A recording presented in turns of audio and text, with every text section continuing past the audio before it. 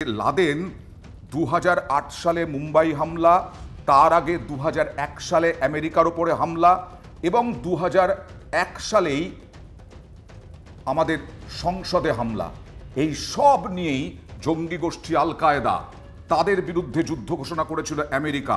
কিন্তু সেই সময় পাকিস্তান মদদ দিয়েছিল এই সন্ত্রাসবাদীদের, নির্লজ্জ পাকিস্তান, যা এখনো দিয়ে যাচ্ছে, এখনো শেষ হয়নি। পাকিস্তানের বিরুদ্ধে সন্ত্রাসবাদীদের মদদ দেওয়ার অভিযোগ দীর্ঘদিনের।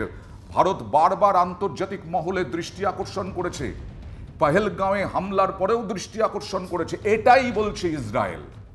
ইসরায়েল এটাই বলছে যে দিনের পর দিন আপনারা জঙ্গিদেরকে আশ্রয় দিয়েছেন, জঙ্গিদের ঘাঁটি গড়তে সাহায্য করেছেন, আর এখন আমরা হামলা চালাচ্ছি জঙ্গি ঘাঁটি ধ্বংস করতে, যাতে ইহুদিদের কোনো ক্ষতি না হয়।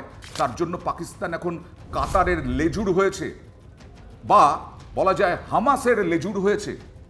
এইখানেই ইসরায়েলের আপত্তি, এইখানে ইসরায়েলের কাছেও মুখে প্যাদানি খেয়েছে। ইসরায়েল না কোনোদিন হামলা চালিয়ে দেয় পাকিস্তানের উপরে?